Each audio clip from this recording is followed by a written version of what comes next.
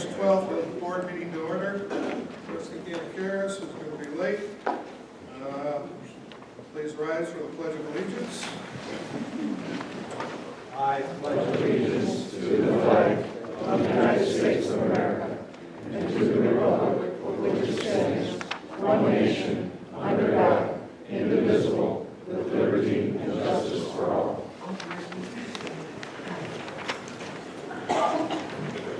Before we introduce our new officer, I'd like to get a motion to amend the agenda, moving executive session to after the introduction of Officer Prokuski. So can I make a motion? So moved. Second. Everybody's in favor? Everybody's opposed? Thank you.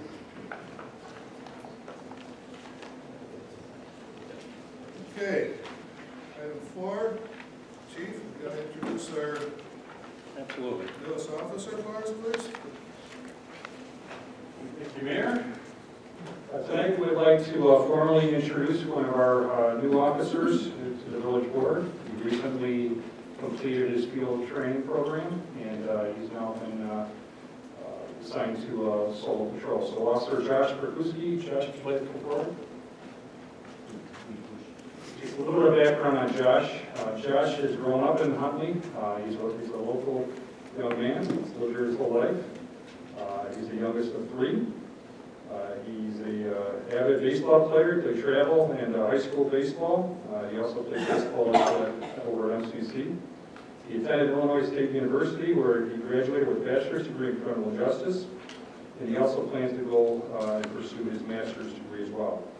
Josh graduated from the Macon County Police Academy, where he earned his police certification, and then we so kindly hired Josh, and he was hired by the Johnsburg Police Department, and he's decided to switch jurisdictions, and we're fortunate to have him on board with us, and he's doing very well. Just a little bit of personal information on Josh. He's a huge Chicago sports fan, with the exception of the White Sox. So,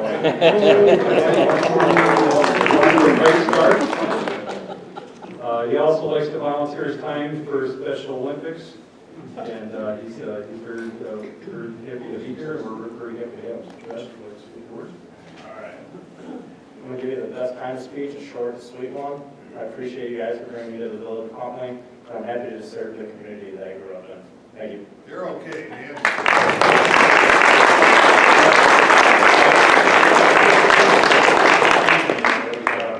I want to thank the board and thank our officers for being here to support Josh. And Josh, again, we're very happy to have you. Thank you. Appreciate it. Thank you, man. Thank you.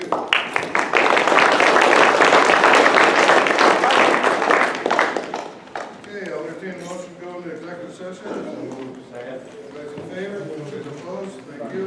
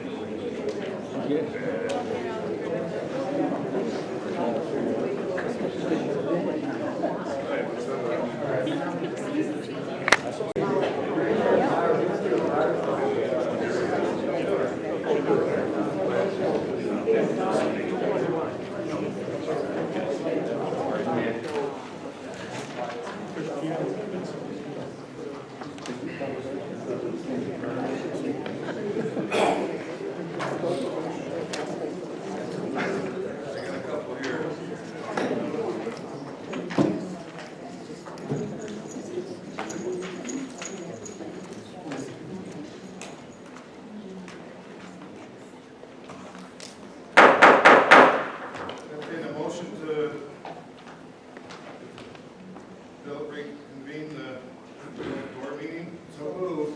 Second. All in favor? Nobody's opposed? Thank you. Okay, moving on for public comments. First one on the agenda is Mike Christie. You want to come forward? Name and address for the record? Good evening, my name is Mike Christie. I reside at 12690 Prescott Drive in Huntley, and it's a pleasure to be able to address you. I'm the fellow who, about 6 weeks ago, sent you a 2.5-page summary of how I viewed this parking issue on Sun City Boulevard. And I'm not going to go through all that in great detail. It does seem a little strange to speak about parking while some of the important things are happening in the country. But I guess this is a way of showing that when life goes on and we get down to parking issues, which I'm sure you have handled many, many times as village board members. There are about 650, 700 members of the tennis, pickleball, and softball clubs at Sun City. And for the last 17 years, there have been a parking procedure of sorts that has had no accidents. As a matter of fact, the whole issue came to the fore because a citizen in our community inquired about the regulations that govern parking on Sun City Boulevard. So this was a problem that was effectively non-existent, and it just came up last year, mainly because it had been working well, and there had been no accidents or incidents over the course of 17 years. Now, there is a management principle that I was always familiar with called Occam's razor, which is the best solution is generally the simplest solution. And to me, the simplest solution is basically to maintain the status quo. I know you have a proposal before you this evening to make some changes, and I think that the status quo with some very small modifications could be the best solution of all. For example, if the road is classified in a certain manner that governs how parking may be, an exception could be made to how the road is classified or something like that.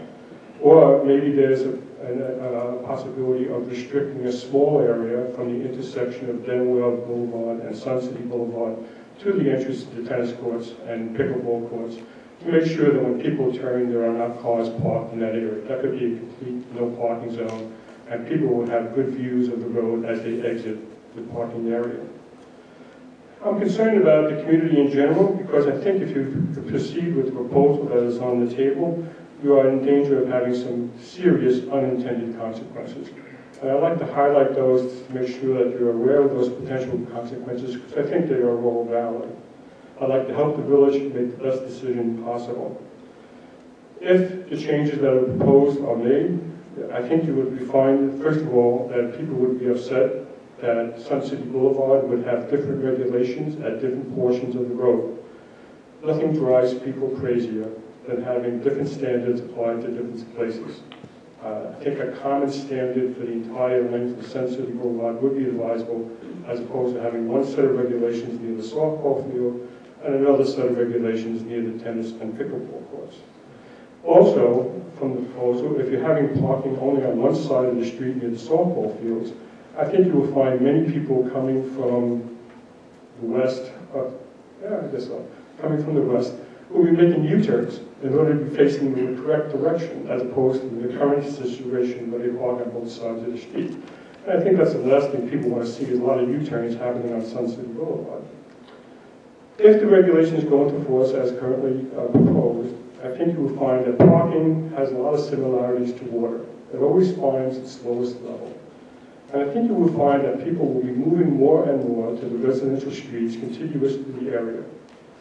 That will generate complaints to the board or to the community, and however that is handled. No doubt.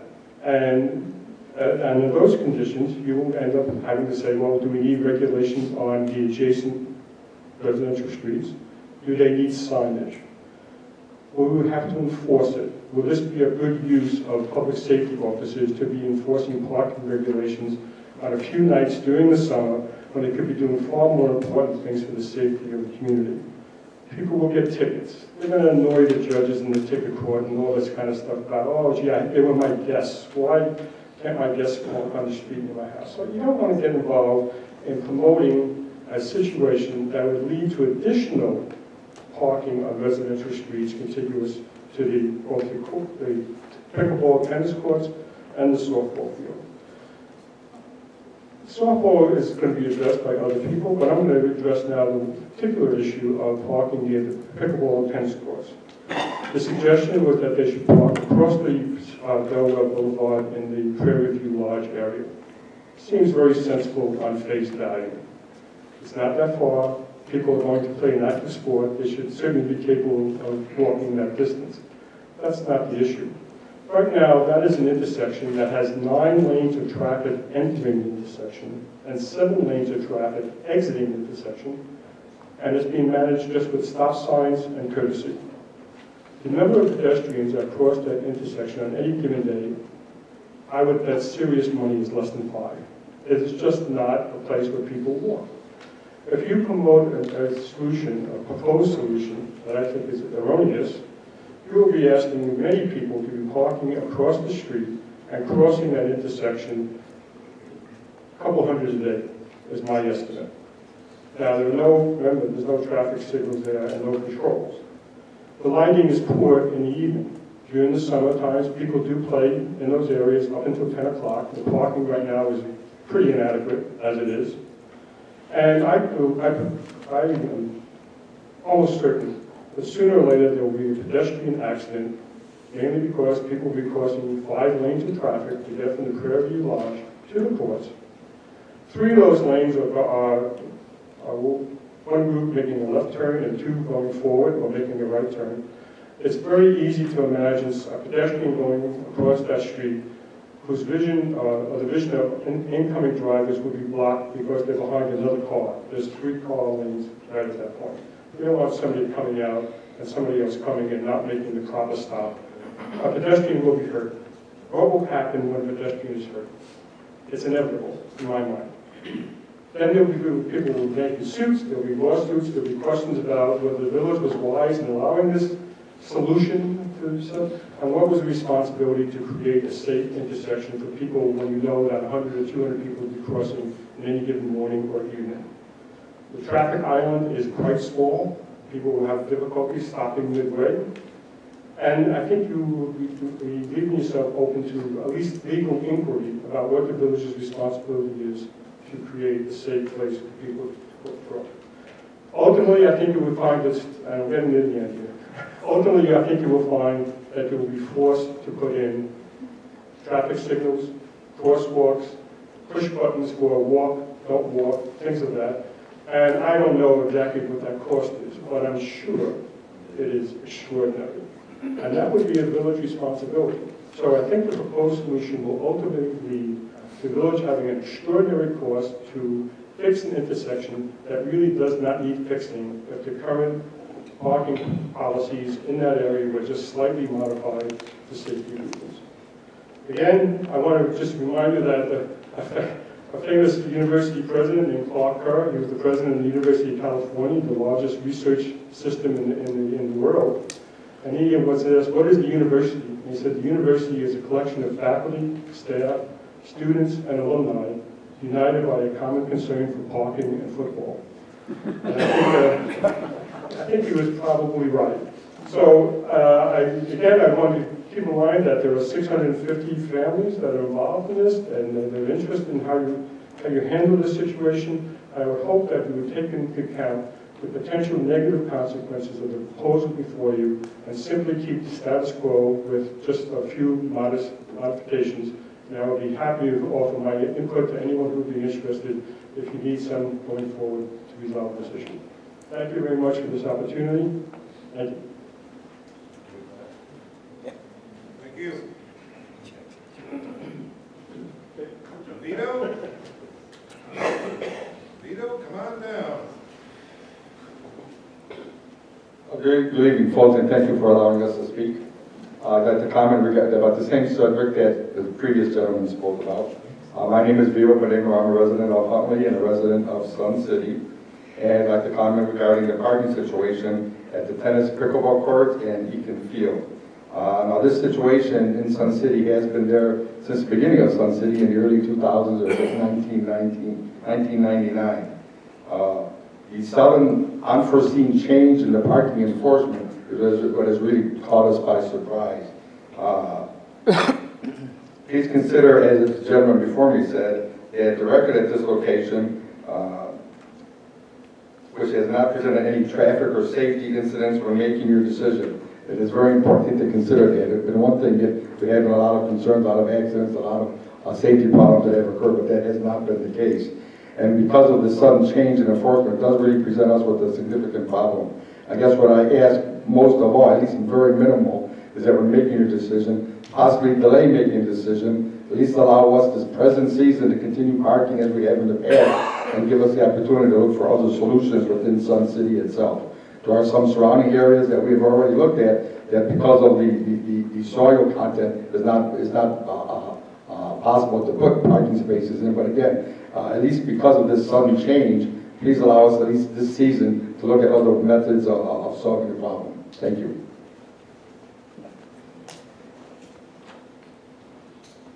Chuck Hunt?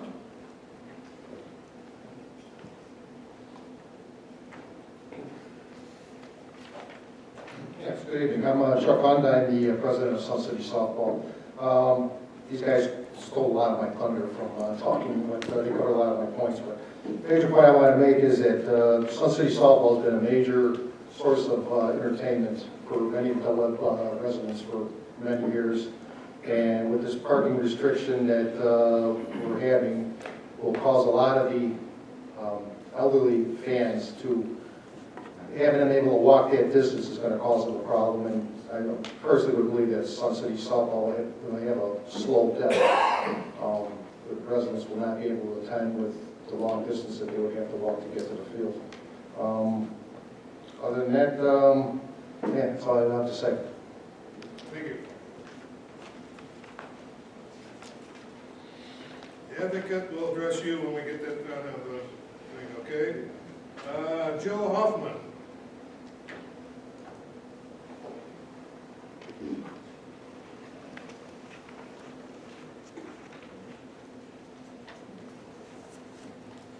I would like to talk about the rezoning of the open space behind Sun City. I have several concerns about the rezoning. Major is the flooding that might occur. It's hard for me to hear you, I'm sorry. Sorry. I would like to address the open space rezoning behind Sun City. One of the major concerns that I have is the flooding issue. Any building or parking lot that is constructed would not allow absorption of water. And we've had flooding issues in the past. We've done some corrective measures such as drains, lift stations, and I'm afraid all of that will be undone with proposed construction. Also a consideration would be the noise pollution from traffic, the light pollution, upset the balance of nature. I would think that when the current owner of the property purchased it, they were aware of the zoning that was in place.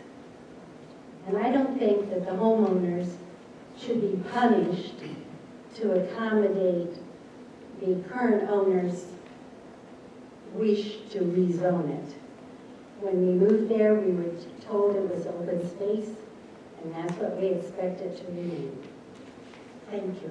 Thank you. Next, let's see, Dwayne Fontana.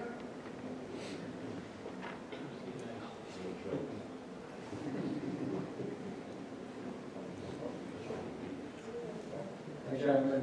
My name is Dwayne Fontana. I live at 12702 Muir Drive in Sun City, Huntley. I just kind of want to echo what the previous gentlemen have brought to our attention regarding the parking at Sun City Boulevard. I've been a resident there for 15 years of the 20 years of Sun City's existence, and to my knowledge, there's been no accidents at all. Perhaps want to verify that, but I believe that to be a fact. And at any given moment, especially in the mornings, pickleball and tennis bring 57 players there all at the same time. The parking lot does not accommodate anywhere near that amount. So pretty much on any morning of the week, there's going to be dozens of people crossing Hillwell Boulevard, which, as the gentleman before me noted, is quite dangerous with all those lanes of traffic turning and so forth, with no traffic signals except a stop sign. So I just want to say that if it ain't broke, don't fix it. Thank you. Kathy, are you here to representing Plumbing Systems, or are you Yes, a I am. resident on there you want to talk about, or you're just here representing them? No, just. Okay, so if we have any questions, Yeah. okay, thank you. Thank you. Let's see, Nancy Salar?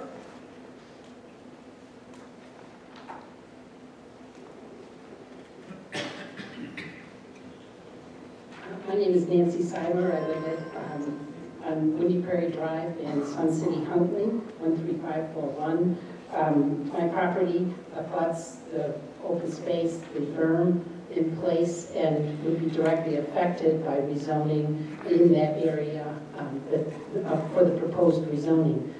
As a resident and taxpayer, I oppose the rezoning of land that when we purchased land, we were told was open space, and that has helped improve the value of our property. By rezoning it, I think you deter or you take away the value of our property. Not only will we have congestion, noise, light pollution, cement taking up or taking away from the ability of water to absorb in the area, but we'll also have an unsightly view to look at, which will take away from the value of our property. As everybody has suffered, certainly the Sun City residents who have been there for many years, I've been there 10 years myself, over 10 years, we've seen our properties decline significantly in value from what we purchased. Mine is down at least $50,000 in value from the price I purchased at. And by allowing this rezoning and taking away the parks and open space, we feel that value will decrease even further. The next objection many of the residents have, and I certainly have as a homeowner, is that by allowing this rezoning, you're going to allow the property owner to try to secure retail. Every place you look across the western suburbs, the northwestern suburb, retail strip mall after strip mall is failing. And certainly we don't hope any businesses fail. We understand it brings tax revenue, but by allowing potentially restaurant paths to go in or a small retail space, the churn in those type of properties is significant, and the constant maintenance becomes an issue if there's no one in the property. And again, you can look at strip mall after strip mall and see that. And where the outlet mall was, that's a disgrace. So to look at in that property, I pass it every night on my drive home from work and see, how that's, even though everything's torn down, it's allowed to deteriorate. So again, that's looking forward, and those are the things that we're concerned about. And to avoid those type of things, we asked the city to keep the space zoned as it was, and at least have the landowners present what's the real plan, so that instead of just rezoning and allowing them to attract anything, what is a valid plan? What are you trying to propose to develop that property that we can all have a say in and try to make a better area for the whole community, not just a more valuable piece of land for the landowners. Thank you. Thank you. And the last one, Ron Simmons? Simons? Ron Simons, 13606 Windy Prairie Drive. I, along with Nancy and Jill, are certainly concerned about specifically parcels 4, 7, and a part of 8. Again, we bought the houses knowing that they were zoned as Park District, and we would like to keep it Park District. We made these presentations, all of us, to the Planning Commission, and I think the Planning Commission, by not voting for it, agreed that we're really concerned about the absorption rate. I think the developer has mentioned that they're going to build a berm probably on the other side of the berm which we have now. The berm we have now is not keeping the water out. We've got flooded backyards that people have dealt with. Putting another berm in is not going to stop the water flow either. Putting parking lots, buildings, of course, has a big, really affects the absorption rate. We are also concerned about parking lot lights that'll be there.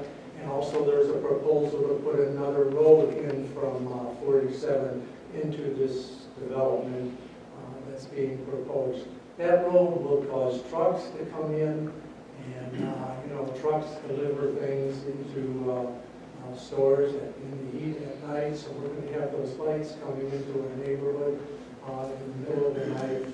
It's just a bad situation. Specifically, I think we're talking about parcel 4, 7, and 8. We sure would like to keep those as zoned as park district. Thank you. Thank you. Okay. On to item 8.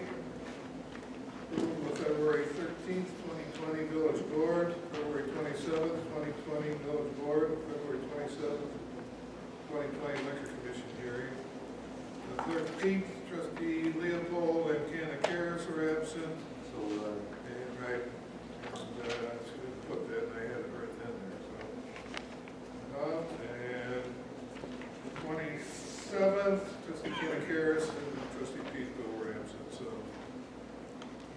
We want to make a motion for the 13th. So moved. Second.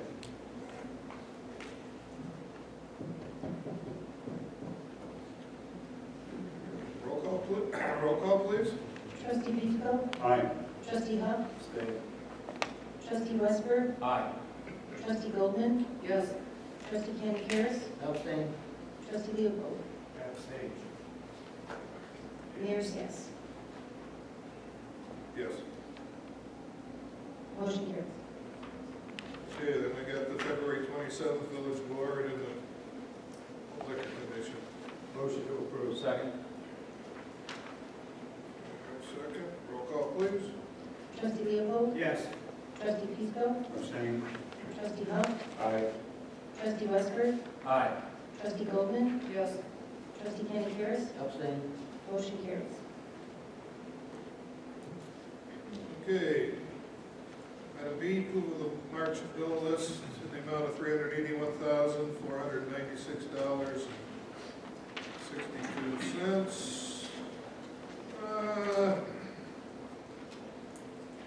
75,000, that's going against fiscal year 19. We got 146,141, or about 39%. Big part is the sales tax rebate, monthly tax holdings, and the development incentive payment to Moore Brewing, 75,000. So, anybody have any questions, staff, regarding the bill list? Motion to approve. Second. There. Round up. Roll call, please. Trustee Westberg? Aye. Trustee Goldman? Yes. Trustee Canicaris? Yes. Trustee Leopold? Yes. Trustee Pisco? Aye. Trustee Huff? Aye. Motion carries. Thank you. Okay. Looking for some policy direction regarding the parking out at Sun City Boulevard and Neighborhood 5 there. So, Chief, you starting this off, or anybody else, or? Sure, I get to be Mr. Popular tonight, Mayor, thank you. I'm going to go ahead and provide the staff report regarding the parking on Sun City Boulevard. Parking on Sun City Boulevard in the vicinity of the Eakin Ball Field and the Tall Oaks Tennis Court area has become an issue. It's been something that's been discussed on and off over the course of the last several years. Both of these venues are heavily used from mid-spring to early fall. Staff has met with legal officials from both of these facilities, some of whom we've heard from tonight, and learned some brief background regarding the popularity of both of these locations. Currently, Eakin Field hosts approximately 245 players across 3 leagues that run 6 days a week. Players are residents of Huntley, Sun City, and many of these events include spectators as well. Eakin Field is also host to major events such as the annual Veterans Day, game and a police fire softball game on National Night Out. The tennis courts host approximately 203 pickleball players and 213 tennis players in their leagues as well. These participants are also Huntley Sun City residents. So I think the point has been well stated, even from the public comment, that both of these facilities are very widely used. The issue is the current pavement markings and signage on the roadway do not allow for parking along Sun City Boulevard at any location. The way it's currently striped and set up is actually considered a 4-lane roadway by state law. Ordinance, that's a state law, the way it's currently set up. So technically, I can't, or we can't give authorization for those to park in the curb lane at that location. And we've had inquiries from people requesting to park there. We've also had complaints from people regarding the people parking there. So that's really why we're here tonight. The 2006 approval for the expansion of the tennis court area acknowledged that the off-street parking provided in the parking lot did not provide the required spaces, and that the overflow parking was to take place in the Prairie Lodge parking lot. However, parking is allowed in Sun City Neighborhood 5, consisting of Brendel Road and Shirley Lane. This parking is currently not restricted on these streets. Cars are often parked on both sides of Brendel Road and Shirley Lane in the vicinity of the Tall Oaks tennis court. This was originally how we started to have this discussion because of cars that were parked over there. There was at least one resident that I'm aware of. I talked about the issue with fire equipment not being able to get down the street when there's cars parked on both sides of the roadway there behind the tennis courts. The item was originally discussed by the village board on July 11, 2019. There was a general consensus of the village board at that time to reinforce the overflow parking for the tennis courts, to park at the Prairie Lodge, and have CAM install larger signs directing the overflow parking. Staff was directed to meet with CAM as well as representatives from the pickleball and tennis clubs. As for the softball field parking, there was a general consensus of the board at that time to address the situation prior to the 2020 softball season. Since that time, staff has worked with Christopher Bell Engineering to identify a pavement marking and signage plan that will provide for an area of parking near the softball field and additional parking by the tennis and pickleball courts on Sun City Boulevard. The plan includes pavement markings and signage identifying a 9-foot wide parking lane on the north side of Sun City Boulevard, commencing approximately 80 feet west of Del Webb Boulevard for approximately 2,800 feet to about 55 feet east of Crestview Drive. The westbound traffic will consist of one 15-foot wide lane through the parking area and then resume with dual 12-foot wide lanes to approximately Country View Boulevard. This would provide for approximately 81 on-street parking spaces on the north side of the roadway. The south side of Sun City Boulevard would remain dual 12-foot wide lanes for eastbound traffic. We looked at this from a public safety perspective, and this appears to be the most viable option for Sun City Boulevard. That way you won't have people, pedestrians, crossing across the roadway to get over to the softball. An option is also presented to restrict parking on the north side of Brendel Road and the west side of Shirley Lane in the vicinity of the tennis and pickleball courts. Staff has received complaints from various residents in this area pertaining to on-street parking for those utilizing the Tall Oaks tennis courts. Concerns have been expressed, as I mentioned before, by at least one resident regarding fire department equipment having a difficult time getting through the roadway. If additional on-street parking is made available on Sun City Boulevard, it may help to minimize on-street parking on Brendel Road and Shirley Lane. Staff has also met with representatives from Sun City's Community Association management team who are familiar with the parking concerns expressed at both locations. CAM has also discussed considering additional signage and possible landscaping changes to encourage tennis court participants to utilize the Prairie Lodge parking lot for overflow parking. An additional parking facility north of Eakin Field does not appear to be feasible at this point due to numerous site constraints that we heard about earlier, including the location of the Sun City lift station as well as drainage issues. In regards to financial impact, the estimated cost to revise pavement markings and install signage along a section of the roadway to accommodate on-street parking is approximately $3,000. So action we'll be requesting tonight will be a consensus of the village board regarding revision of pavement markings on the north side of Sun City Boulevard to allow on-street parking on a section of the roadway generally between Del Webb Boulevard and Crestview Drive, and to restrict parking on the north side of Brendel Road and the west side of Shirley Lane in the vicinity of the tennis pickleball courts.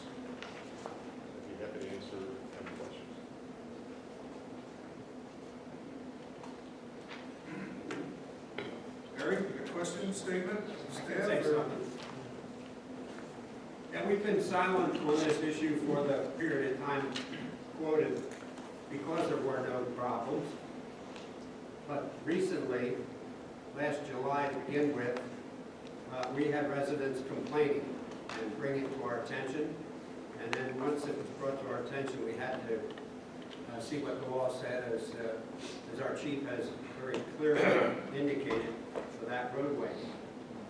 So July, we tried to make a compromise, and we received a letter from the CAM Board of Directors that basically they were not willing to do anything.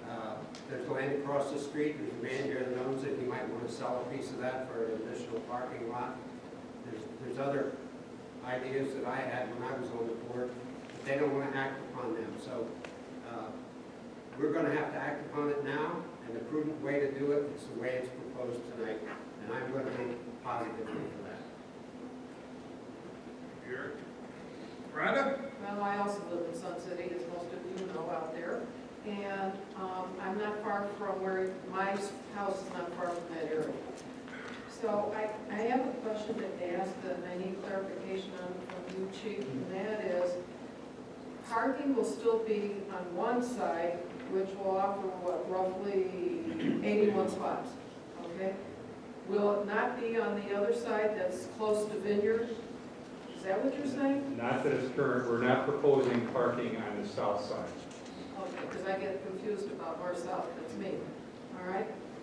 Well, I'm here on behalf of Neighborhood 5, that's Grundle and so forth, because I had a lot of complaints from my friends on that area.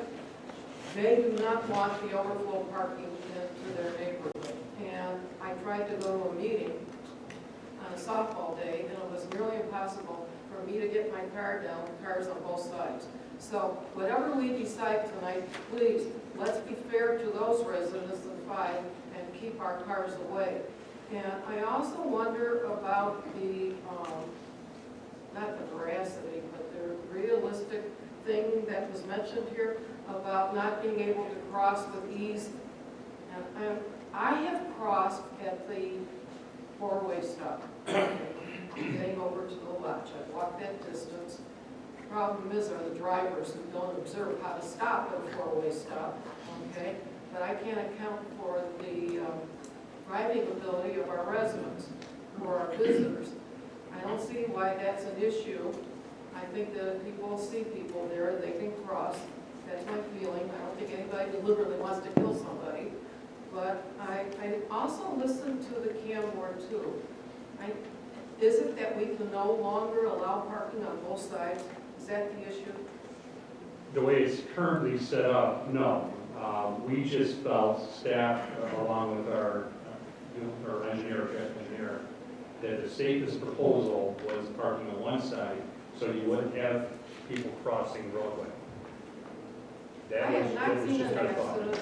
I haven't seen a problem, and I live very close to that. So, my opinion is I like to see status quo. It's illegal parking there where they are now, Rhonda, okay, do you understand that? Yeah, on the one side you're saying, yes. Well, it'll be on both sides, okay? Continue it, okay? No, but you can, okay, so if we did 81 spots, it would be legal. Okay, so, Right now, it's Right. four-lane road, yes, no parking. No parking, there'll be no parking, it's been allowed to go on, okay? yeah, well, I think we should have parking, but at least on one side. Okay. John, Tim, JR, Nico? I think, Mayor, I think it's something we could try. It's just striping the pavement, that can come off pretty easily. This is not a viable solution, but it keeps them close to the courts. And I'm trying to follow the state law as closely as we can, or have to. And does this seem like it might work in 81 spots? I think it frees up additional parking in an area that truly calls for it. If we consider parking on the south side, it is going to involve additional striping and additional recommendations that way. It's going to free up additional space. So we don't have it. These league presidents out there, have you contacted them? Can they work out their schedule so that zippers through it intermingles? We've had discussions with the softball officials over there with a number of leagues. I think the issue you run into is when you have the overlap. You have one game that might still be going on, the other team shows up, so, and they already run later anyway. So I think with the volume of teams, I don't know how else you can do that. And for the record, this really is an issue, should be, as we've discussed I already. agree. And Cam refuses to do anything. I don't agree with that, they're here tonight. They're on record on that. Now, maybe there's a change, I listened to some of them tonight. I think it's their decision too. I think one of them should step up and find a way. Vito? Got three of them here tonight. I take the easy way out. You're well Strike aware both of sides. the other situation out there with Yeah, the water, okay? Yes. Another way to put this is what we're proposing tonight wouldn't change a thing on Sun City Boulevard.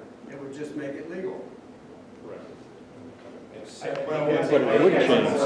I think that's important to note that this is status quo in adding legal parking on the north side of Sun City from basically Del Webb all the way down to Crestview. And including keeping parking in neighborhood 5. It Right, wouldn't there's change going the to be number of cars parked there. a small section in neighborhood 5 that would not be allowed for parking just because of emergency equipment access.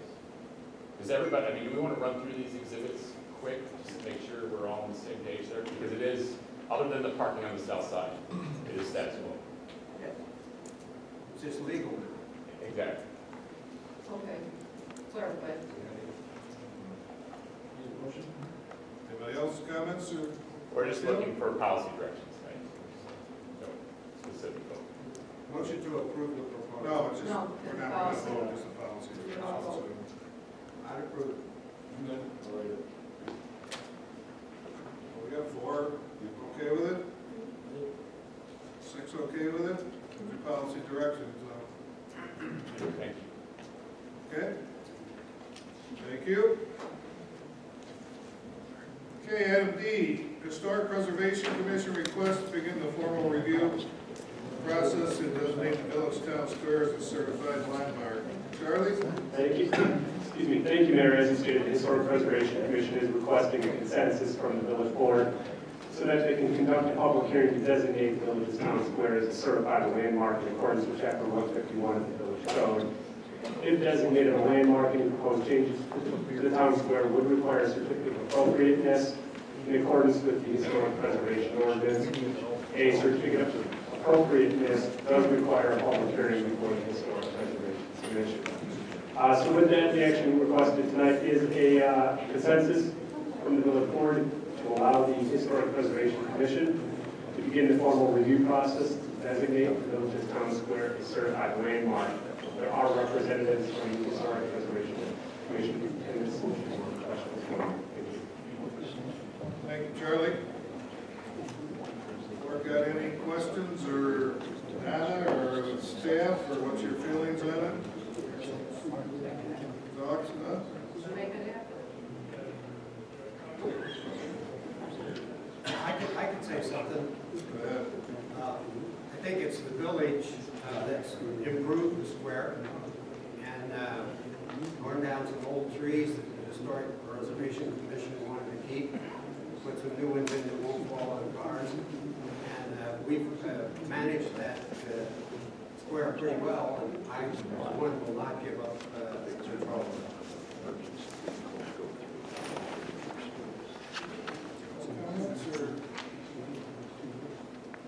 I agree with Harry and stuff like that, so it's ours, and we've done a nice job with it, Donna, and we've done other stuff with homes and stuff, and I think you just stick with that and leave the square alone, because if I want to do something with the square, I don't want to go through the commission, but say it's okay, so there's been shenanigans with it, stuff that's been plaqued and everything, and I'm not willing to give it up, so it's our square, and village square, and I'll leave it at that as far as I'm concerned, so. And we also agree, huh? I agree.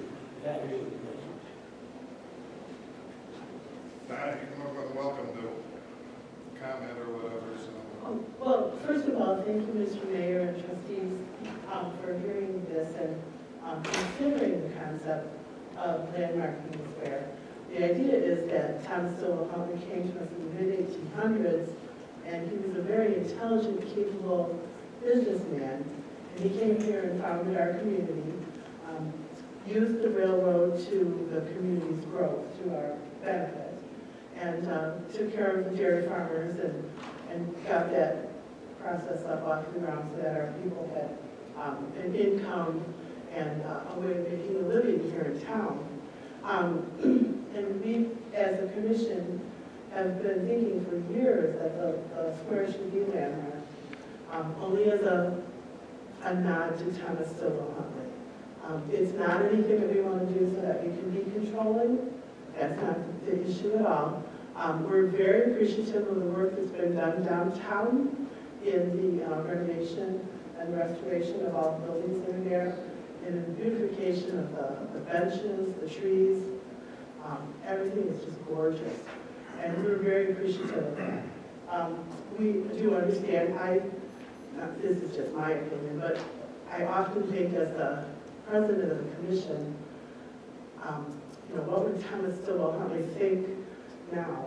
He was a progressive man. He had to be in order to come here and turn a prairie into a community. And I always think of how would he look at this? And I know there are things that have happened in the past where we've butted heads, and we say preservation. That's why we call the Preservation Commission.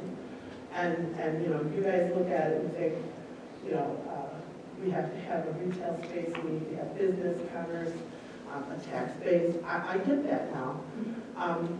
And I've seen that over the years, and I always ask myself when we're in that tight spot where we're disagreeing, I think, well, I wonder what Thomas Stowell Huntley would do. At this point, how would he react to this? Because he had to look forward as well. And I just think as a nod to him and as our founder, it would be a good thing to do to preserve our town square and landmark it. Things that are landmarked are not landmarked with a firm hand, with an iron fist.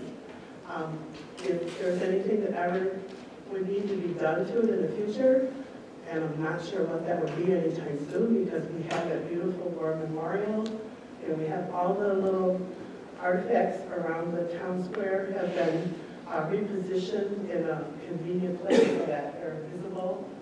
We're working on plaquing them. My fellow Commissioner Keith Mulaney is here as well, and he's been working on finding the plaques. And he and Lonnie Oldham have been working on the wording to get the history of the plaques correct. And everything is very nice. And we can't imagine how it would be changed in the future, anytime soon. But if it were, and there's that hearing, we've had numerous hearings for a certificate of appropriateness, and they seem to go pretty well. We've never really had people walk away from us dissatisfied because they can't do this or they can't do that. So I appreciate that you're considering this. I hear what you're saying. If you want to just kind of keep that in mind, and that's, I appreciate your input. Rhonda?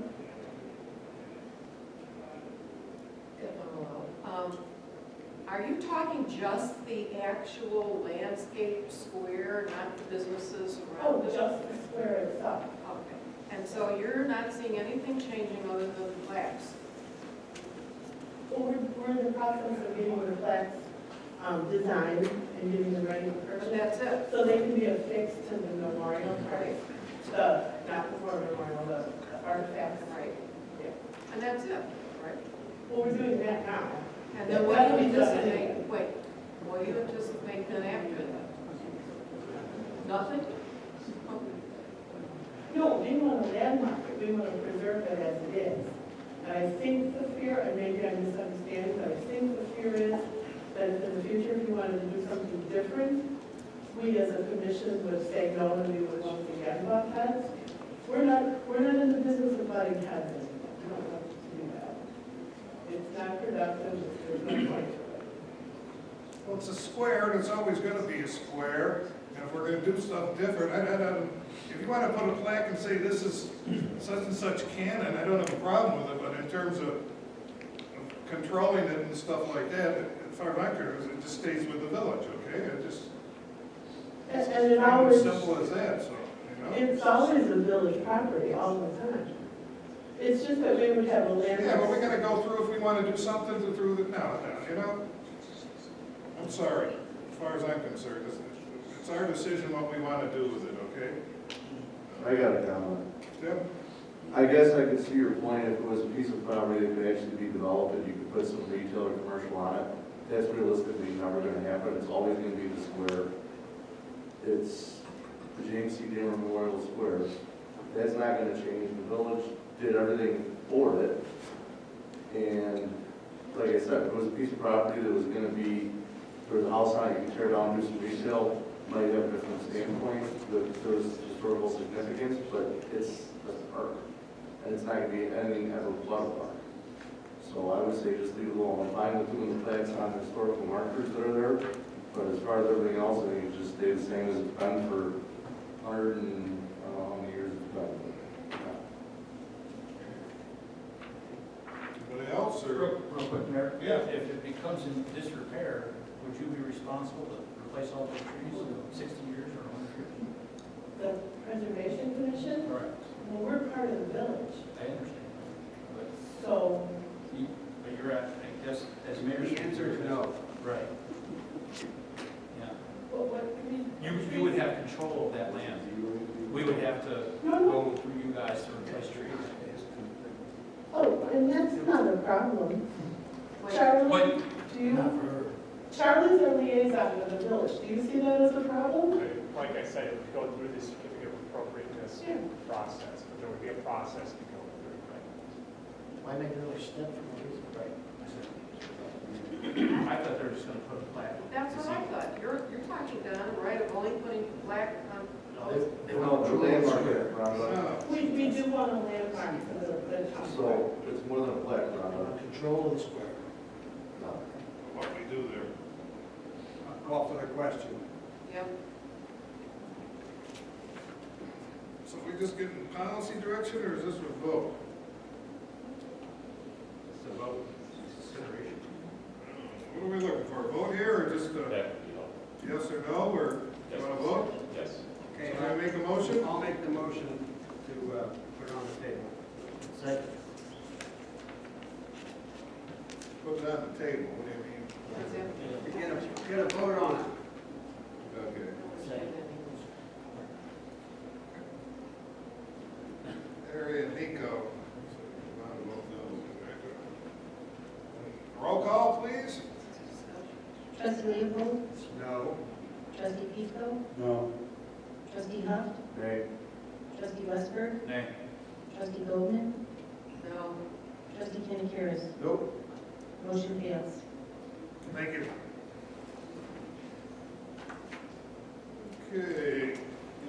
Item E, ordinance approving the site plan review, including any necessary relief for 4,800 square foot warehouse addition for plumbing systems and repair, 11714 Powder Park Drive.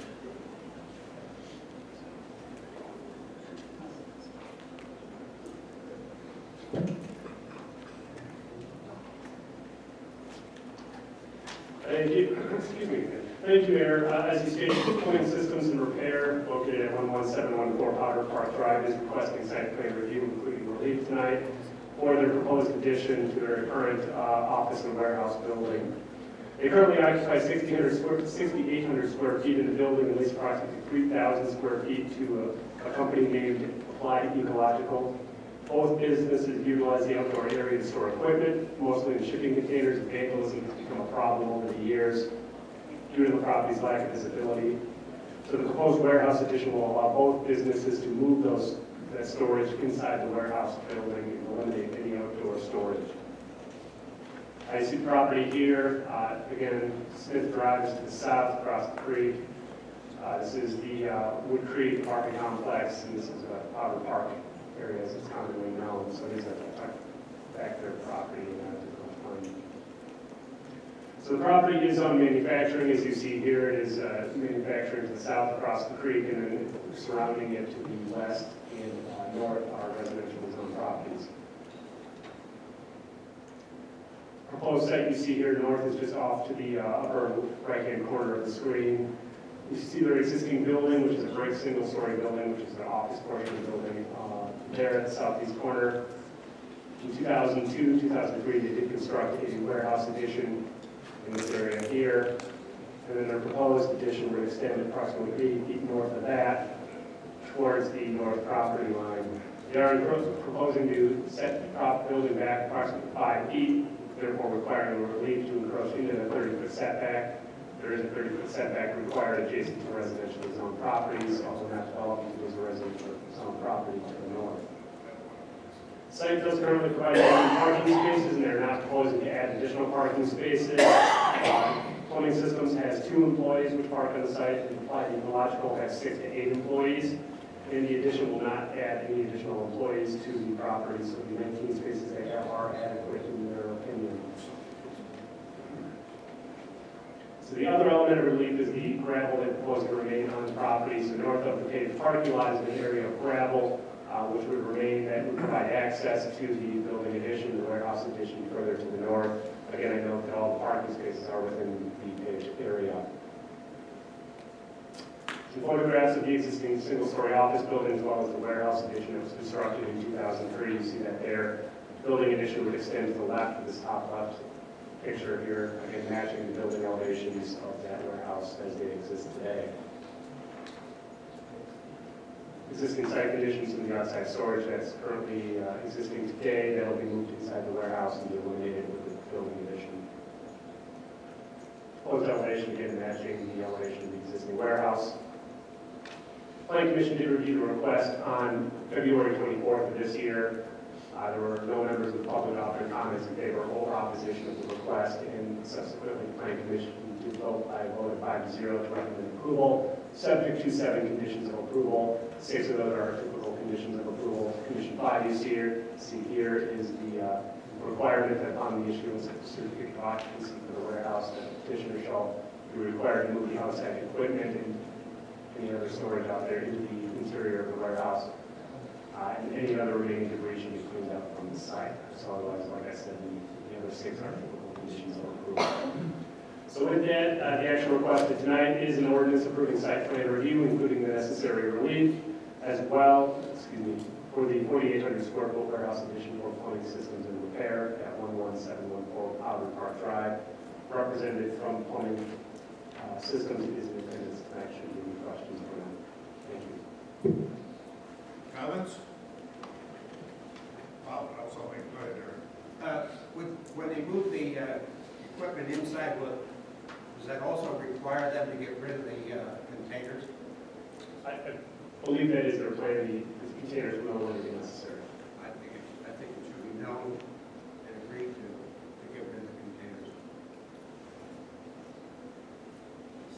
My one concern on it, so I have no problem with the addition is, but if we had somebody else come in or wanted to put up a building, we don't allow gravel. It's supposed to be blacktop, and we've had some that we made a blacktop it, or they decided not to do it. So that's my only concern is why they the relief on people to allow a gravel parking lot or whatever versus blacktop. So I don't know if you want to address it or anything. If I do.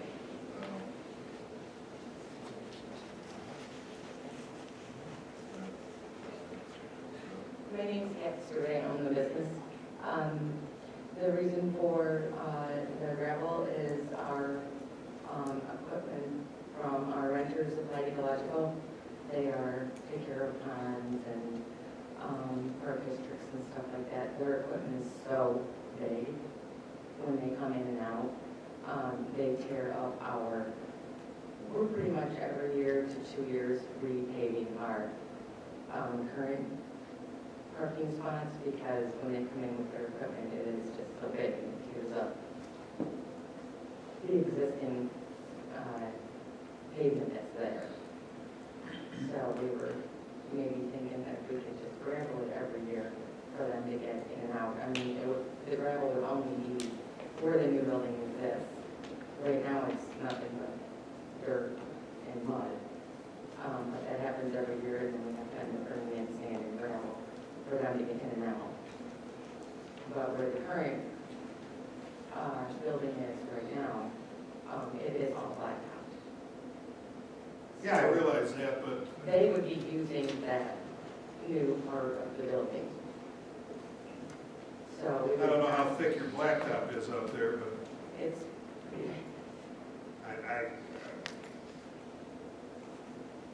I don't know what the board thinks and stuff. I just hate getting into these positions where we start making exceptions and we make everybody else. That's my only concern and stuff.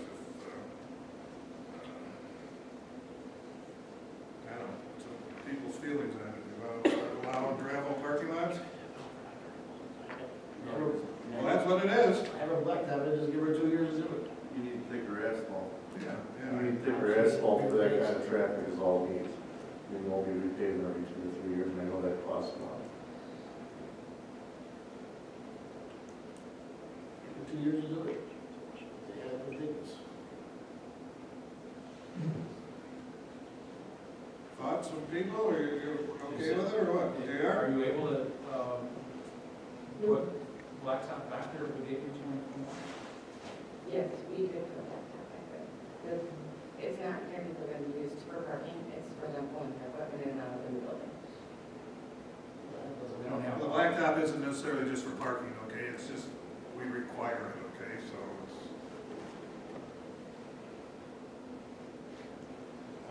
If you think 2 years works for you, I'm fine with working with that helps. Sure. That seems like an adequate compromise. Compromise, everybody's what to go with? All right, add that as within 2 years then, or something? And not 2 inches of blacktop either, it's got to be added. No, I Well, agree. it's got a good base already. Yeah, there's enough gravel there. We have standards, yeah. Sure. Okay. Everybody okay with that? Make a motion to approve the blacktop being over 2 years. Second.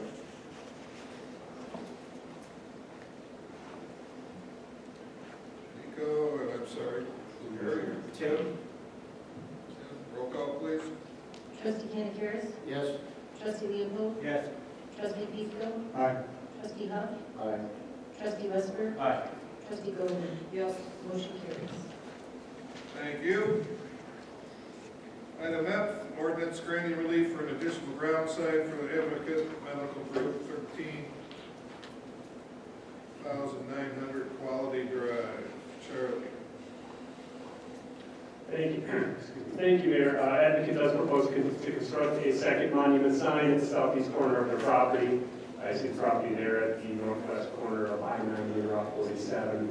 The purpose of the sign is to provide better visibility from Route 47, the I-90 westbound ramp. Sign area, as you see in the bottom right corner, that is the proposed sign. It is included a 40 square foot sign face as well as a 10.5 square foot star at the top of that for a total square foot of 51.33 square feet, which is within the ordinance requirements or allowance. They do require relief due to the height of the sign, which is 21 feet 10 3/4 inches. The sign ordinance allows 15 feet in height, so they're exceeding that by just over 6 feet. They're also required relief for the second sign, ground sign on the property. The existing sign is on Quality Drive. You see that at the entrance, there's the sign there. So they're going to match fairly similar to the design of that sign on Quality Drive. So again, second ground sign requires relief, and then the height of the proposed ground sign requires relief. Since the packet was distributed, they did provide a landscape plan for landscaping around the proposed sign. I see that there, that does meet ordinance requirements, so I just wanted to point that out. Otherwise, there are 3 recommended conditions of approval. First being the landscape plan being provided, which they have done. Second is the sign shall be set back no less than 10 feet from the adjacent lot line, and then no sign permits are approved as part of the review tonight. All the services to get that sign permit. So with that, petitioner is requesting a motion of the village board for an ordinance granting relief for an additional ground sign for Advocate Medical Group at 13900 Quality Drive. Representative Harden should be any questions. Thank you, Jared. Any questions of staff or the petitioners? Looks good. They probably need it. I haven't seen many cars over there. How can you miss the building? Whatever, somebody make a motion then? So moved. Second. Go to JR, roll call please. Trustee Candidares? Yes. Trustee Leopold? Yes. Trustee Petersfield? Aye. Trustee Hunt? Aye. Trustee Westbrook? Aye. Trustee Goldman is absent. Motion carries. Okay, thank you. Item G. Ordinance approving an amendment to the I-90 Illinois 47 Gateway Plan, the comprehensive plan to accommodate business park and flex space and commercial as required. The zoning map amendment to rezone the property from northeast corner of Route 47 and Freeman Road from C2 Regional Retail District to BP Business Park District. Rezone property at the northwest corner of Route 47 Jim Neighbor Drive from Old Corbett Park District, P Park and Open Space District to BP Business District and C2 Regional Retail District. Charlie? Thank you, Mayor. To provide some background information, the petitioner Healthy Development Limited Partnership is requesting to rezone several properties, which you stated. It owns at the intersection of Route 47 and Jim Neighbor Drive and Freeman Road, up in the northwest and northeast corner. In doing so, the requested rezonings do necessitate an amendment to the I-90 Illinois Route 47 Gateway Plan that was approved by the village board back in December of 2017. That's because the proposed land uses or the proposed rezonings differ from the land uses identified within the Gateway Plan. I will note the petitioner is not presenting the plans at this time to develop the property. It's simply just a rezoning, nor is there a proposed use of the properties themselves. It's just a rezoning. Any future plan to develop the properties will require the developer or user to submit a development application requesting a minimum site plan review as well as a plat of subdivision. Other approvals may be necessary depending on the proposed use of the property. Petitioner has stated within the development application that they expect the rezoning of the property at this time will make the property more marketable for development. Hence the purpose of the request. I will note that previously the developer was discussing relocation of Eaton Creek, which bisects the property. That's no longer part of the proposal this evening. It's just, again, merely a rezoning of the property. So to provide, these are the properties that are subject to the northwest corner being just over 58 acres. Northeast corner near Freeman 47, 38 acres are subject to the application. So in terms of the gateway plan, again, the properties that are subject to the request tonight are included within the gateway plan that was approved in 2017. The land use and development framework plan within that document does provide a framework for guiding future planning decisions. The framework plan does seek to promote balanced growth in an economically sustainable manner while preserving and enhancing the area's natural features. Diving into that document then is the land use and development framework, which I just mentioned. And again, the request tonight is to modify this land use and development plan. Again, at the northwest corner as well as the northeast corner. I'll start at the northeast corner where they're proposing to modify that from, which is a combination of corridor commercial and mixed commercial. The northern portion of that property is the corridor commercial. Approximately the south 18 acres is the mixed commercial. They are requesting approval to modify the gateway plan to change that entirely, all 38 acres, to business park and flex space. Again, there's a definition there. I won't read through that. It's included in the packet as well. And then moving to the northwest corner, you see the property there is zoned for, or not zoned for, but planned for medical care and office. The description is provided there within the packet, so I won't read it. Portions of that property are also open space and wetland conservation, so we're looking at amending that to allow for business park and flex space as well as mixed commercial adjacent to Route 47. And they are making some modifications to the open space and wetland conservation area to accommodate the proposed rezoning. Current zoning of the property you see here, starting again at that northeast corner, is entirely zone C2, which is regional retail, a commercial zoning district. And then moving to the northwest corner, that is a combination of O, which is corporate office, and parks and open space. You can see there adjacent to neighborhood 32B in Sun City. Taking a closer look at the existing zoning, you see again the O office being buffered then with parks and open space adjacent to neighborhood 32B at the northwest corner. And again, the existing zoning at the northeast corner is entirely C2. Moving on to the proposed zoning, I can flip back and forth so you can see the differences. Starting at the northeast corner, they are proposing again to rezone that property to BP Business Park. They would maintain a C2 regional retail frontage along Route 47 to allow for outlots.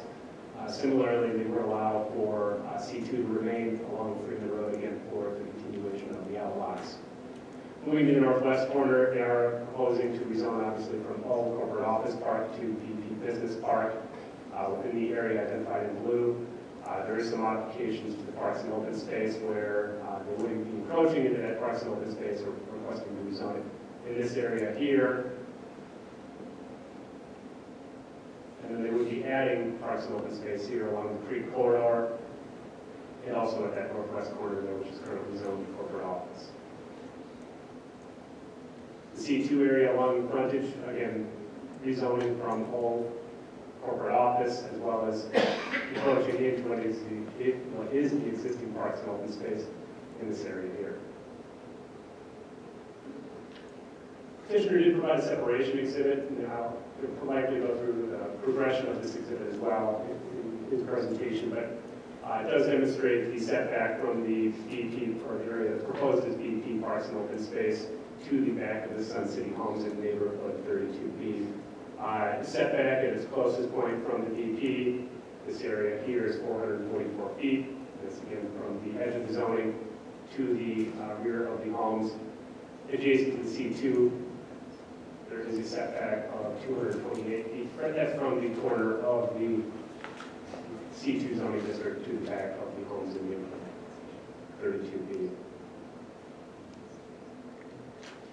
Also provided within the packet is another exhibit the petitioner provided, which they believe shows the separation between the Sun City Homes in neighborhood 32B and the potential retail building should it be constructed on that new C2 property. They provide or anticipate there to be a building separation of 285 feet between the rear of the homes and the potential commercial building. They provide some section views there of what they anticipate the building to look like, but again, that's not subject to review tonight.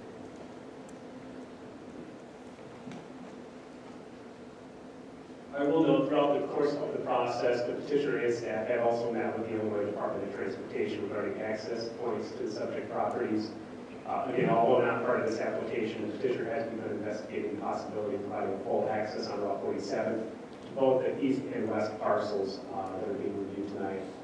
IDOT representatives have explained that full access would not be allowed or approved on the petitioner's desired location, which did not meet the quarter-mile separation from the intersection at Freeman and Jim Damer and Route 47, so that would not be allowed. What they further explained is that access to the proposed C2 parcels on the west side of Route 47 would likely be either by a right in, right out, or a three-quarter intersection, depending on the type and location of the access proposed to the parcels on the east side of Route 47. Three-quarter intersection, an example of that is Powers and Route 47. That is a three-quarters intersection. That's right there by Culvers.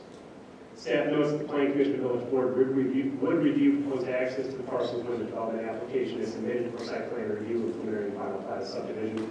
At this time, the petitioner again is only proposing to rezone the parcels. This information provided as part of the background as the project moves forward should they move forward with developing the property. As board may recall, this was before you as a conceptual review in July 11th of 2019.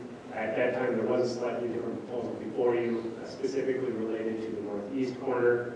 There, the business park zoning district did extend all the way south to Freeman Road.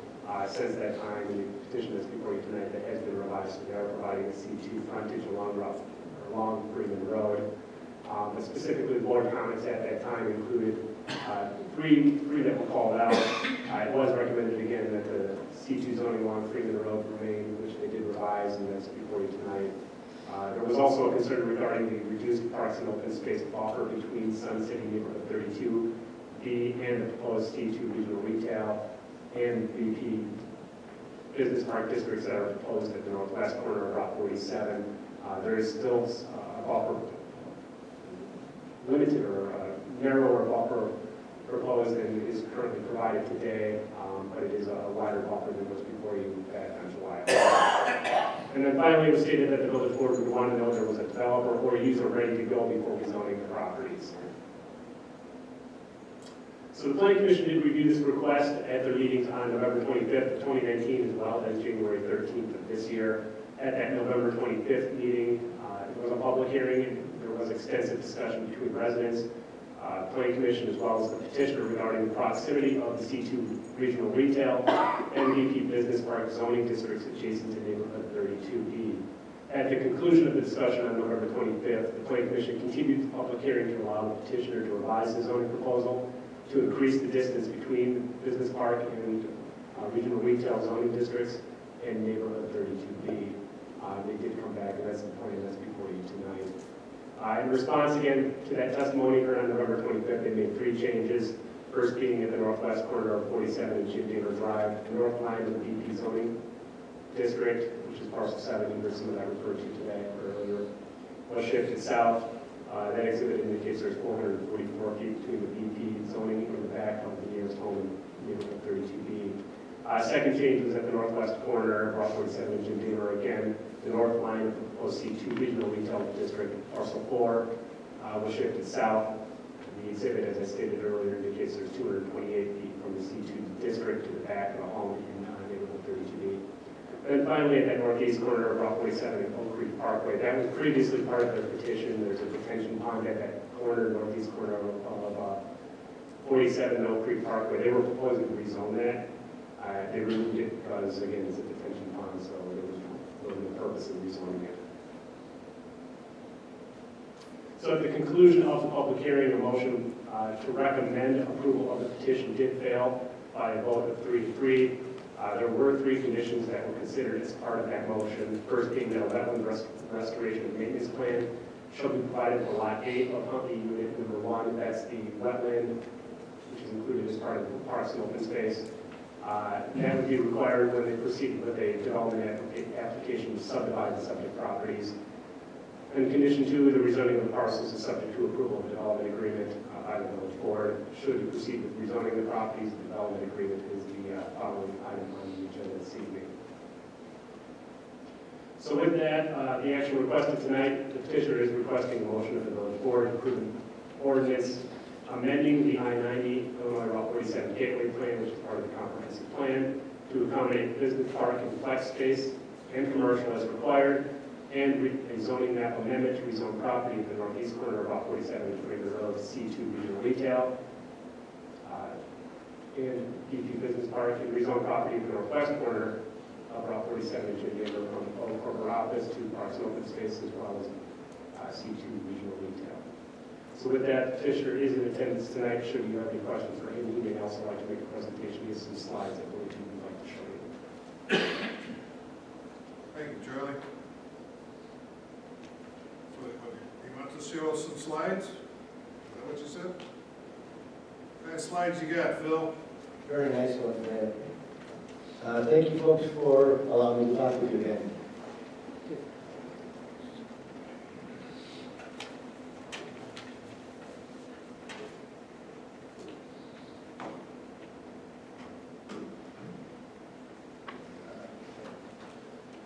So what this first exhibit is the office land I have, and then following I-90 in the northwest direction is the BP zoning that Reike Construction Company has. In 2003, I sold them about 235 acres. At the time, most of it was zoned office. And as a condition of closing, it had to be rezoned to BP. We worked with the two Reike brothers in the city to get that acreage rezoned. They closed on the land, and as you can see looking at it, there's 6 different phenomenal developments out there. They're bringing jobs to the community, they're bringing sales tax dollars, some sales tax dollars, they're bringing property tax dollars. More importantly, they're diversifying the economic base for the community and helping to keep the neighbors' taxes lower on their own residences. What I'm asking you tonight is to allow me to do the same thing. I've been marketing this land for 20 years. The land on the west side, which is office, I did one deal in the last 15 years, and that was the Advocate deal. The land on the east side is retail, and the retail market has changed dramatically, as everyone's familiar with, the Amazon impact, etc. So again, what I'm asking is that you allow me to rezone what amounts to be less than half of what the city rezoned for Reike back in 2003. I met with Adam, I spoke with Adam and outlined what I was seeking to do.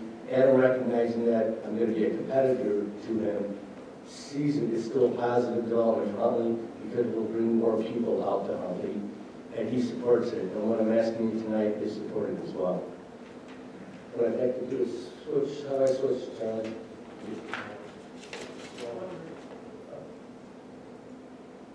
You can do it. That little arrow at the top. I got it. Not really, but, so what this is, Charlie already touched on this, but what this is showing the comparison of our original zoning to what we're coming back with tonight. And as you can see, we pushed the property line back substantially on both the, what do I want to say, northwest corner as well as the northeast corner of the west side. The yellow line, the white line is our property line. The yellow line is the original plan we submitted to you back in July of last year, and the bluish or teal line is our new plan. We've dropped the acreage back substantially. Let's go to the next one. What do I go to change again? There we go. Okay, can you see that? What this shows is,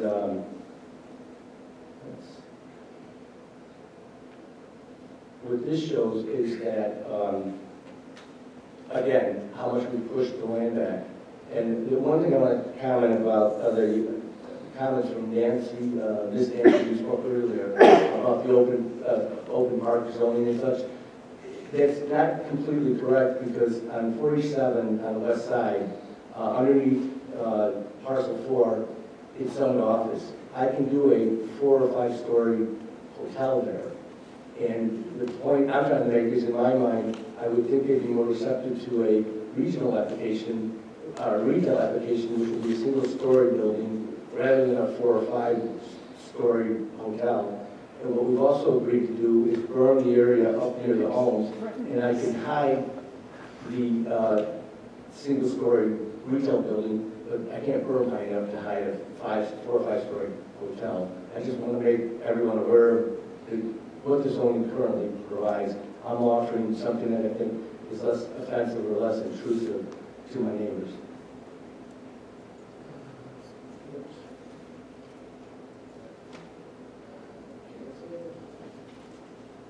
So what this is the there we go. What this is a file or submittal.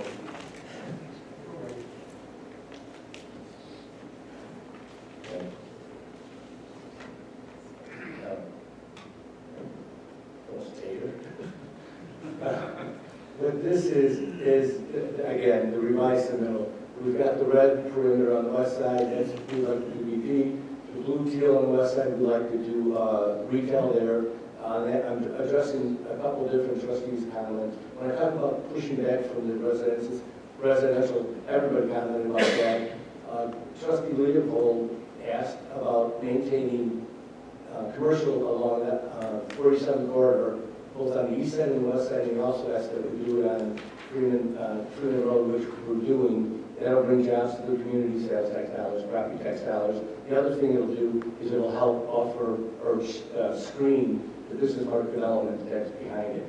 In my mind, it's the best use of the available land. Charlie touched on this, so I won't spend any time on it. You guys might remember this monument sign. I don't want to comment what the mayor and I talked about when I brought it to him a while back. Why don't I just say it's an eyesore? So as part of our submittal, to garner support and show our intent to continue to be long-term folks in Huntley, what we will do with this sign is repurpose it. And an example of what it would look like is something like that on the bottom right-hand side, where it shows the logo for Huntley. I'll meet with Dave and his team, and we'll come up with a plan that makes everybody happy, and we'll change the configuration of the entryway into Huntley. And next exhibit is what we're seeking to do on 47. That would show the access points to the east side. What we did do, or what we're planning on doing, is we moved the main entrance to the east side down from where currently is approved by IDOT, around 700 feet, to get it further, as far away as we can from the residents, which are right near the cul-de-sac. It's about the point where IDOT already has an approved access point. What we're also doing with IDOT is we're not going to have a signalized intersection. It's going to be a 3/4 one, as Charlie touched on earlier. And then you can see a couple other points where they'd be right in, right out, which is similar to what other developments have in Huntley. The next thing is, I can't recall which trustee asked about this, but what we're going to do is, as we develop the outlets on Route 47, we're going to extend the bike and walking path from where it currently ends up at Oak Creek Parkway and bring it all the way down to Freeman. Dave, what's the plan after this? You're going to go east? From that existing sidewalk. Okay. So we'll do that as part of our development at our cost as we develop the outlets on Route 47. The next thing is, on the west side, currently there's a lift station at the corner of Damer and 47, and it's 25 years old. We put it in. The city owns it, and these things age, and they're having substantive repair costs. As part of approval for our rezoning submittal, what we're going to do is run this sewer line up to a sewer cap that's west of neighborhood 26. It's about 2,100 feet long. The cost of that is between $500,000 and $750,000. That's what the city saves, because we'll do it, we'll pay for it. And then additionally, the city saves by no longer having a lift station at that location. Here's an example of what could come if you would be amenable to approve our submittal. These are just concepts. Now, keep in mind that I'm not going to be doing the development. What will happen is when I have a buyer who comes in, much like Reich is different, but similar to what Reich has done, when he has a buyer come in, we'll come and meet with staff, we'll do the proposal, we'll come before you folks, and you guys can approve it, change it, tweak it, massage it.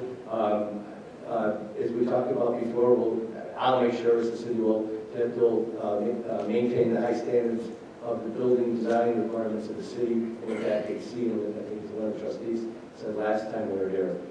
In addition to these items I've identified, we're also going to contribute $25,000 for a community development sign that would be on the northwest corner. Let me do this. Southeast corner of Freeman and 47 will give an easement to the city. You guys might remember I used to have that outlet mall sign and then the auto mall sign right there in the corner. So we'll probably do something right there. It'll be a welcoming type sign for people coming into the city. And then additionally, we're going to contribute money for the east side of Freeman for the road work fund. And then money also for the west side on Damer for the road work fund.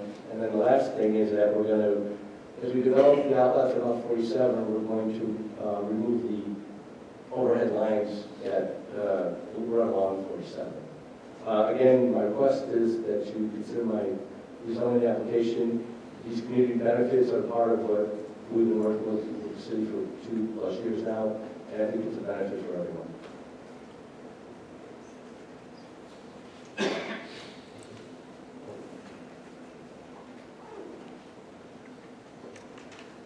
Any questions? John? Yeah, you kind of stole my thunder for just a little bit there. I was going to ask you, because last time I asked you the same question, you said you're just the seller of the property, you're not going to develop it. No, as it stands right now, I'm not really set up to do development. It depends on the user. If somebody comes in and they don't have a developer, and I want to do the transaction, then I'll end up being the developer. But I don't plan on doing it. I don't have a history of doing it. Right, and you don't have any developers right now that I have some parties that are interested, but they've been interested for years, and they just said, come back when you get your zoning. Okay. As I said, You also mentioned about selling property to the Reagan Brothers. pardon me? You mentioned about selling property to the Reagan Brothers. Back then, I guess that's the way things were done. You used to buy a property, you rezone it, and then you put up stuff as you go along. That's not something that I would have done back then, and I don't like to do it now either. Last meeting, the mayor mentioned about, you've got somebody that wants to come into town, bring them into town. We'll see what it is, rezone the property at that point, and go through the whole process. Okay. This advanced stuff, it leaves a lot to be desired. I'm just having a problem looking at this plan. Again, we're giving up control of this area, and basically giving it to you, not seeing anything that's really beneficial to. May I comment? May I comment? Sure. As I said, I've been developing this for 20 years. Nobody's coming because it's... And 20 years we've been developing this, and we haven't seen crap out there, so the Taco It's Bell. because it's not zoned properly. Don't do that. That could be worked around. You just, you're going through this process now, and I'm here to have it. I'm not here to argue. I'm stating fact. Okay? I mean, I realize businesses are tight right now. We've gotten responses back from several businesses that have said no to us because, we're not right, the right size, the right this, the right that, or whatever. Even Target, and if I remember correctly, you said you were going to put the Target there, and that's what you on the west side of the property. If they're not going to come to town, obviously you can't produce that. Target's not coming. There you go. So, already we've broken the ground. I mean, to me, it's all about jobs. I'm sure some of you businesses are distribution centers that are going to have 2, 3, 4 people working in that thing. I've seen it before. We were down 90, Sub-Zero, and Wolf Building. You only have 3 or 4 cars parked out there at one time. It should go past it. There's another building in Elgin. Put up a 60,000 square foot building and now has 4 employees work there. I mean, there's, like I said, the Taco Bell and the General RV are the only 2 businesses that have come in the last 15 years that I've been here. So, I'm hoping that my colleagues have their right minds on their work tonight. Who else wants to second the comment here? No? No, you want it? Oh, yeah. You want to say something? Again, I've probably been sitting there for 20 years stagnant. Obviously, what's the difference if we change the zoning to try to attract more business? I don't see it affecting the residents. It's 440 feet away from one side and 300 on the other. We're getting business park, we're getting commercial. What's the difference if we rezone it? We're still going to have to approve what comes in. We still have to approve the building. So give the owner of the land the tools to go out there and market the property and sell it. Is my opinion.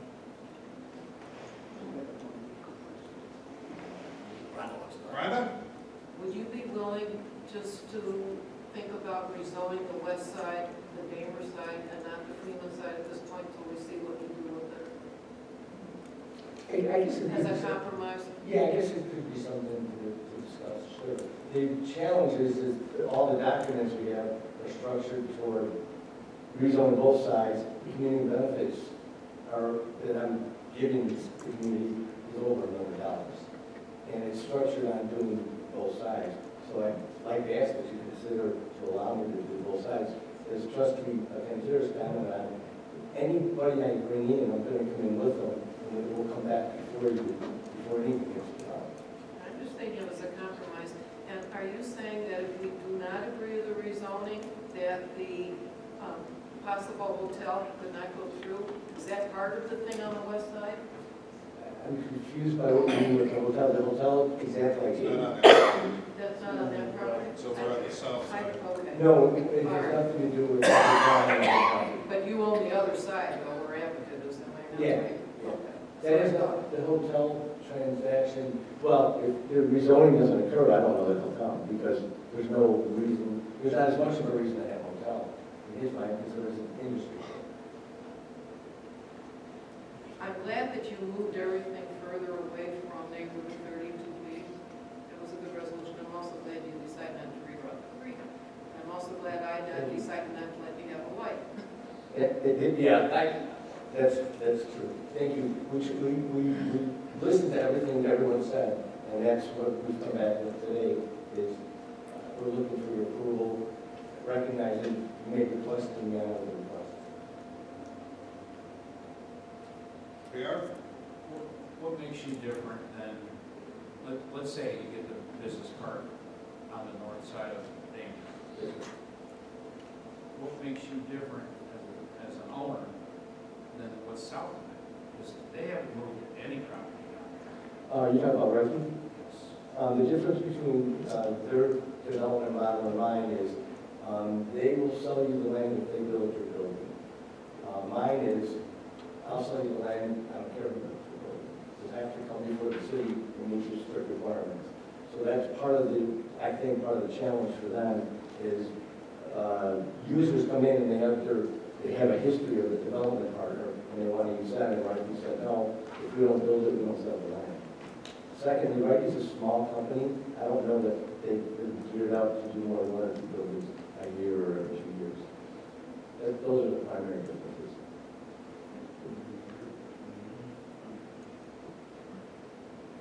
Tim? I appreciate you actually listening to us when you were here last. We're not moving the creek, trustee Hunt. Yep, I appreciate that, and I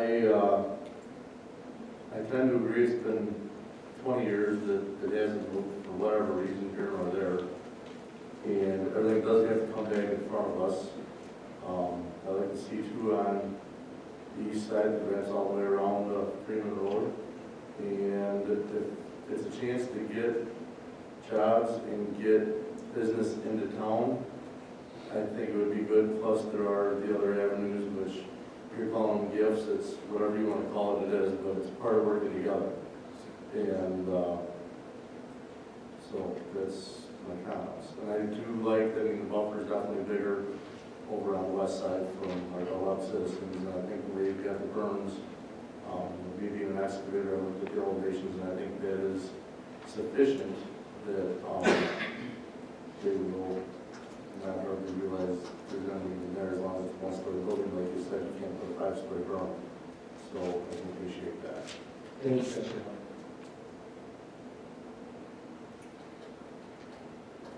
Well, I've said all along, I'd like to know what's going in there.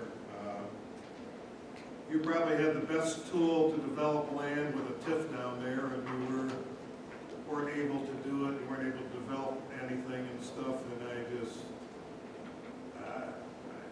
I just can't see doing it and stuff. It wouldn't take long, you bring somebody in, we can turn it around and said it all along, I want something that we know is going in there, something with jobs, because that's what other businesses are looking for, the demographics and everything, and like I said, I would just leave it the way it is. You got commercial over there on the east side, you haven't sold anything, so why you want to go over on the west side, okay?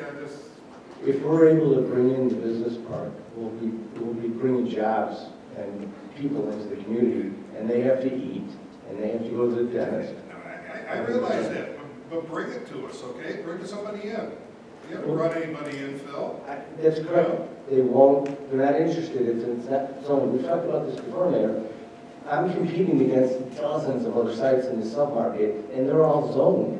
In the communities of welcoming them in. They don't want to come to a community that there's an unknown as to whether they can get rezoned or not.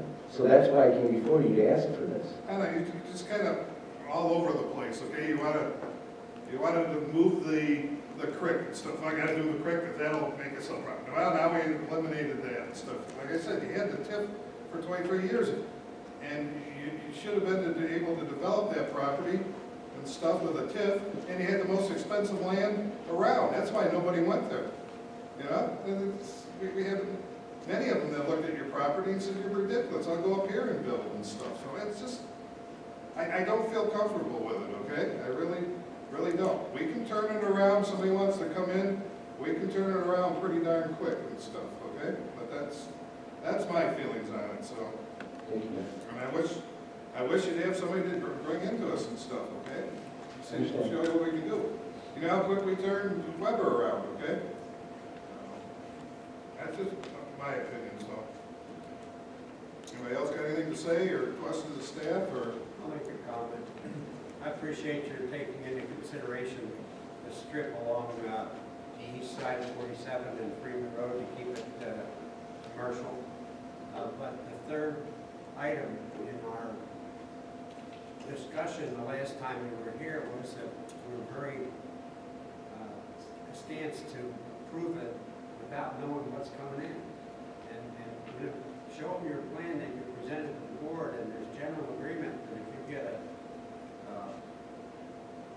business in there that's acceptable to us, it will turn it around real quick. But I'm not inclined to approve it without knowing any more than we know right now. It's all promises and speculation and pie in the sky. Okay. Trustee